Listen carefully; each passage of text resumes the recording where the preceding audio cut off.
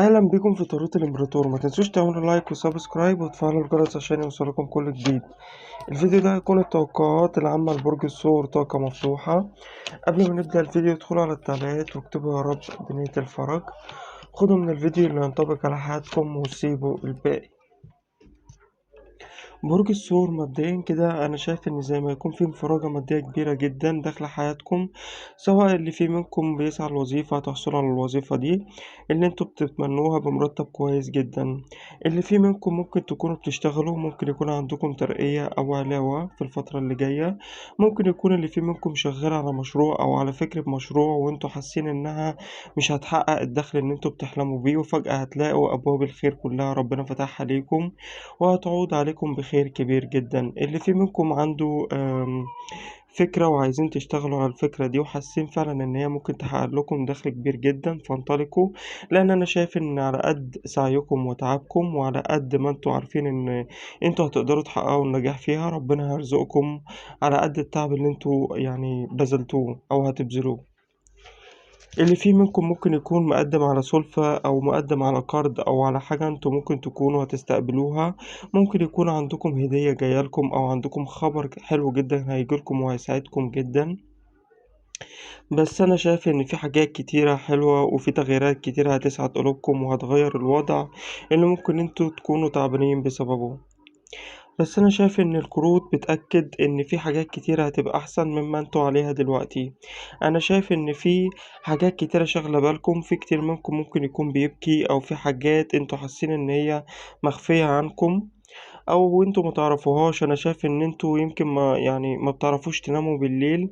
يمكن معظمكم بيفضل سهران او صاحي في حاجات قلقاكم كتير، في حاجات من كتر ما هي اتملكت منكم من مشاعر سلبية حتى احساسكم يعني ما بقيتوش سامعينه.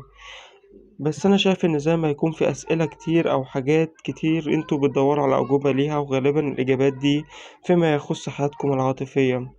بس انا شايف ان انتوا هتكونوا في علاقة او بالفعل انتوا في علاقة، والعلاقة دي توأم شعلة. العلاقة دي زي ما يكون مقدر ليها انها تكون موجودة. ان كان في الفترة دي حاسين ان اللي انتوا بتتمنوه مش قادرين يعني تحققوه، او حاسين ان في عقبات او مشاكل او خلافه، انا شايف ان كل ده هيكون في تعافي، او زي ما يكون ربنا يعني يقدر يحقق اللي انتوا شايفين ان هو مستحيل في حياتكم ان هو يتحقق.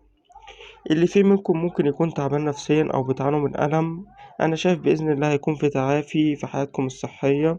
في منكم كتير اللي فيه مشاكل ما بينكم وبين ناس عزيزة عليكم أو ناس انتوا بتحبوها.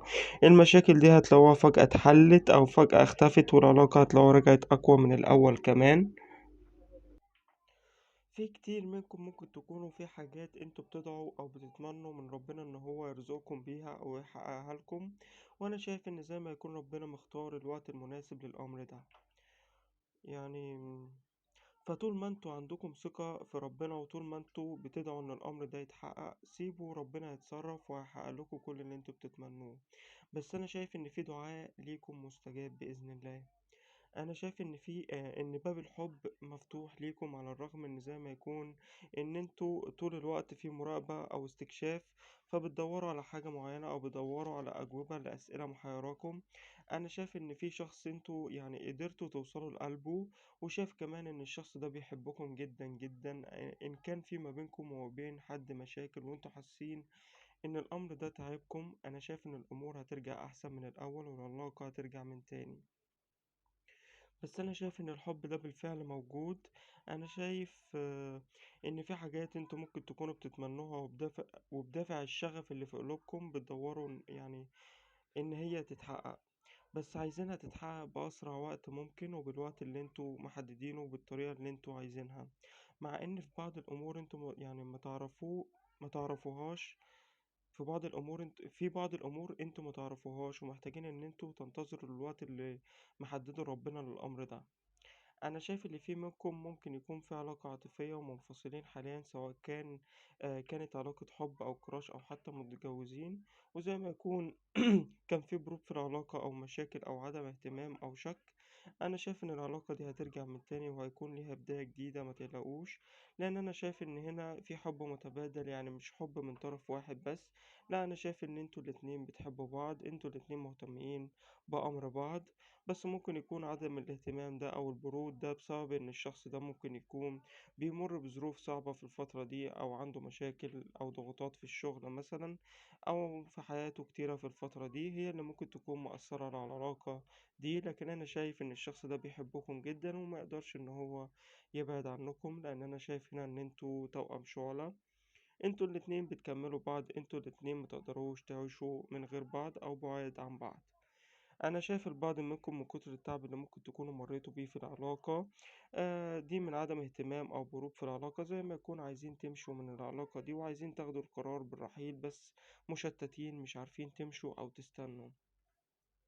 بس أنا شايف إن في البعض منكم زي ما يكون تخطى العلاقة دي وزي ما يكون بقت ورا ضهره، والبعض الآخر مش عارف ياخد القرار. بس أنا شايف إن الشخص ده عايزكم وشريككم وما يقدرش يبعد عنكم، بس هو الشخص ده بس فيه فترة ضغوطات في حياته ومشاكل.